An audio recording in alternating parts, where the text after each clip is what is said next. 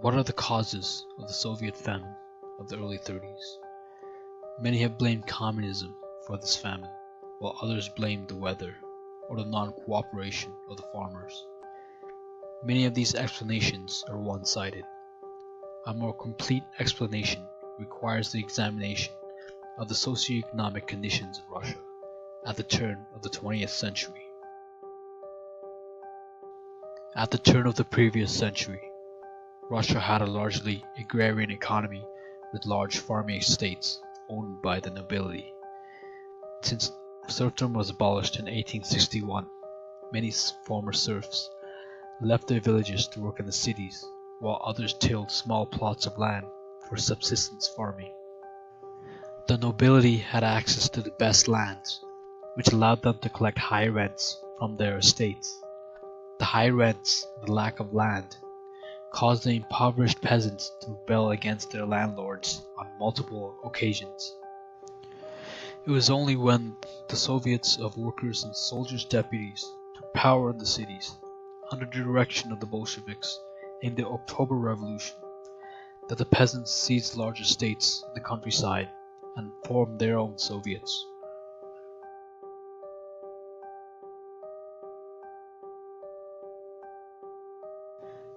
The peasant Soviets divided up the estates between themselves. Although the Bolsheviks encouraged this movement, this was largely done with the direction of the peasant Soviets. A Congress in 1917 united the peasant and worker Soviets in Russia, uniting the towns and the countryside. Despite the political unity of the peasants and workers in Russia, the economy was still dominated by agriculture. Prior to 1917, the capital required for industrialization came from the West. The loss of this source of capital after 1917 and the devastation of the First World War and the Civil War made the industrial sector lag behind agriculture. When the country started to recover after the Civil War, the lack of industrial capital drove the price of manufactured goods high, while the abundance of grain lowered the price of agricultural goods and raw materials. Since the estates were divided up between millions of peasants with wooden plows, the productivity of the land remained low. The low level of industrialization furthered this problem. At this time, the new Soviet government allowed the market to determine price of goods apart from key capital-intensive industries. This gap in price persisted until the end of the 20s. The left opposition faction in the Communist Party of the Soviet Union called this phenomenon the Scissor Crisis. In 1923, the left opposition was increasingly concerned by party bureaucrats overriding the criticism of rank-and-file members in the party branches and later the Soviets.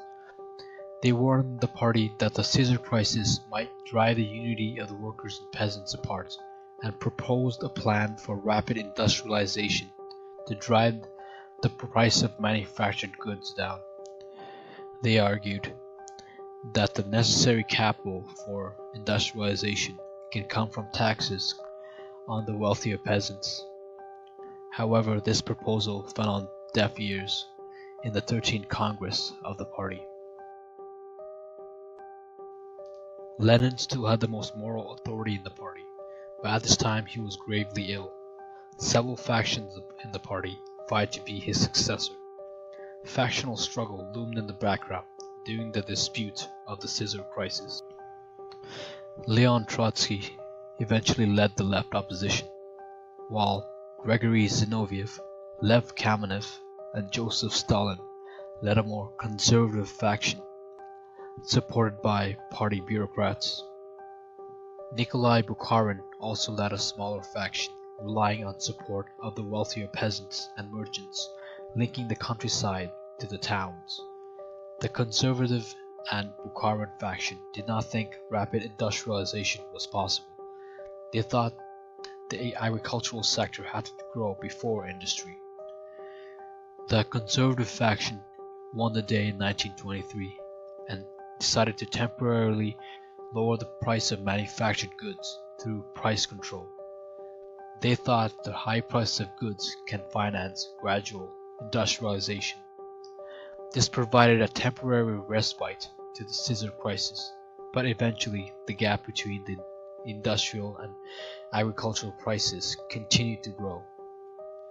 In the meantime, due to the lack of skilled workers, the authority of the party bureaucrats continued to grow even when the party opened its ranks to the general public, thereby strengthening the conservative faction.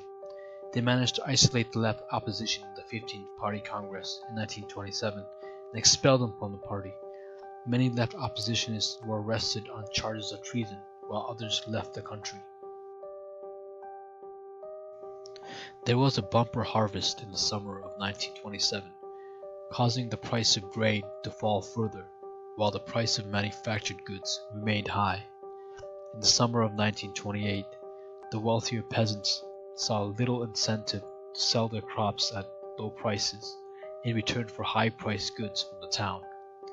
They withheld their crops and started a sowing strike, causing a food shortage in the towns.